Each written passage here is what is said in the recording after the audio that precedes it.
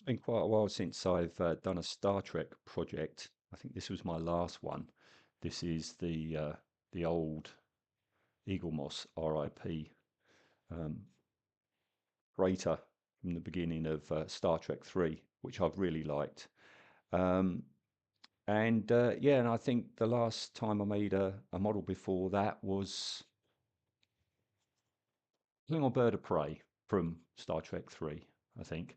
Um, yeah, when I have made Star Trek kits, they've always been the bad guy ones because I just find them a bit more interesting than the Federation ones. The Federation ones, I don't know, they're all a bit samey and a bit bland to me. So ordinarily, I wouldn't be making a Star Trek kit, but it's commission time again, and I have been commissioned to make the USS Discovery. All right, this is a Polar Lights snap fit kit. All right, I haven't seen Discovery. I started watching it, but to me, I'm an original series boy. To me, Star Trek is the original TV show, the 70s cartoon, and the first four films. Yeah. So yeah, commission. So this is an unboxing, sealed in box, as you can see. Um, Includes base with ball joint, water slide decals, include everything shown here. Yeah, these are like Aztec decals, aren't they? I first encountered these actually on a Star Trek kit, the Vulcan Shuttle re-release, which came along, and it was my first encountering of them, and that was a bit of a disaster. Hopefully not this time. Um, Full colour paint and decal guide, that helps. Moulded in colour. Well, I'm going to be painting it nearly 12 inches long. Quite small then. I thought so when I got the box. It's like, oh, a bit small this one. So let's let's open him up and have a look, shall we? Here we go.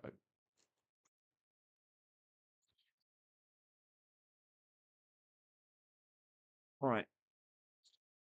Oh, blimey. What have we got? Blimey, O'Reilly. How's first modelling challenge? Open the box. All right, there we go. Okay, so assembly instructions. Oh boy, yeah, it is a snap fit. I won't be snap fitting it. I'll be gluing it. Um, Slice decals as indicated by dotted lines to wrap saucer edges. Oh, that looks good, doesn't it? Apply these decals first. So you get a numbered order of putting them on. Apply these decals last. Here's a close at the small pennant decals, which should be applied on different versions. USS Discovery, USS Glenn, Mirror Universe. Right, I've got to contact my client and find out which of the three versions he would like. Now, I'm not going to open these just yet. That's obviously the decal sheets. Right, straight off the bat, looking at this, I'm going to need some clear paints, aren't I? I've got to research this. Is it red? Is it blue? It ain't going to be clear. And here's the kit parts. What scale is this? Is it sailor scale? 1/2500 scale. Okie doke. All right. Looking through the bag, the parts look nice and crisp. All right. And finally, here we go, color schemes.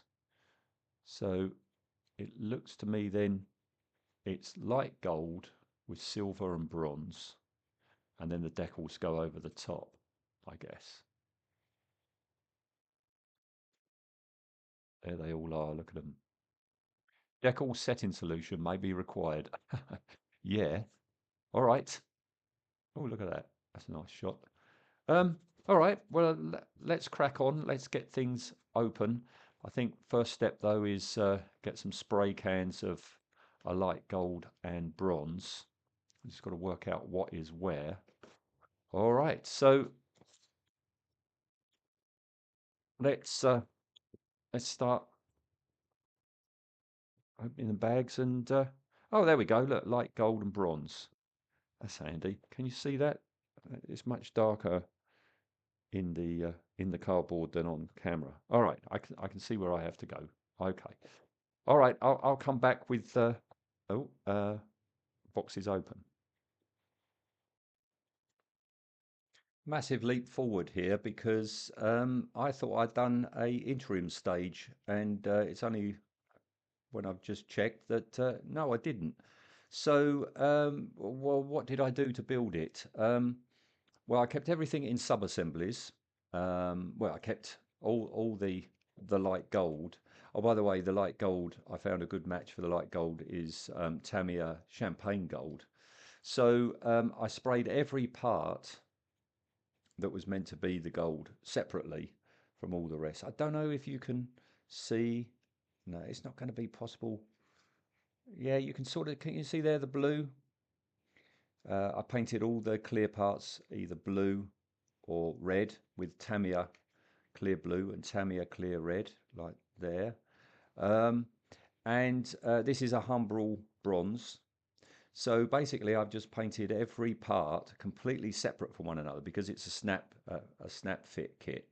Um, just painted them completely separately and then just pushed them all together, and it went very well. The push fit went very well.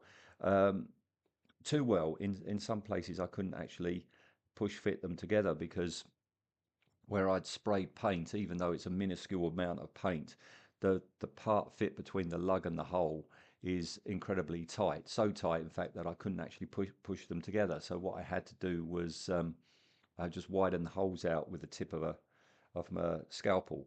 So there we go. That's all put together and ready now. I've just got to touch up paint in a few places.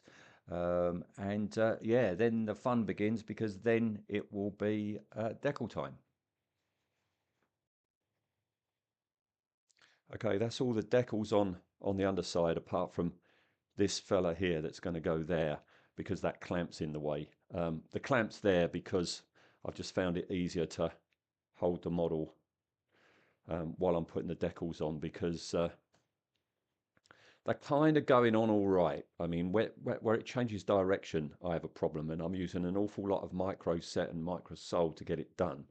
But the underside is done, albeit that section.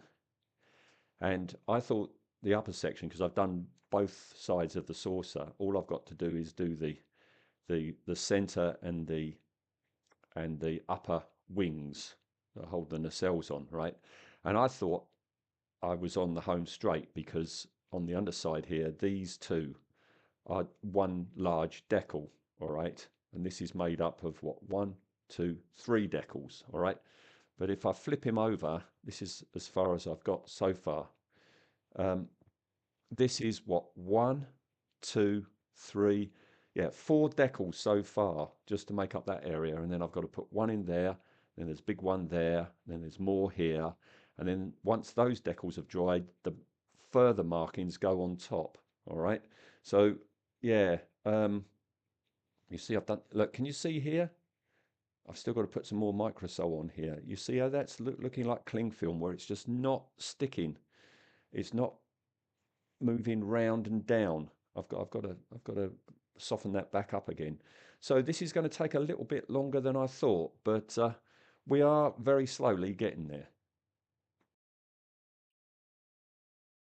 Okay, that's it done, and it looked fine. The only problem was with all these decals on, which were incredibly glossy, they were fine as long as you looked straight on at it.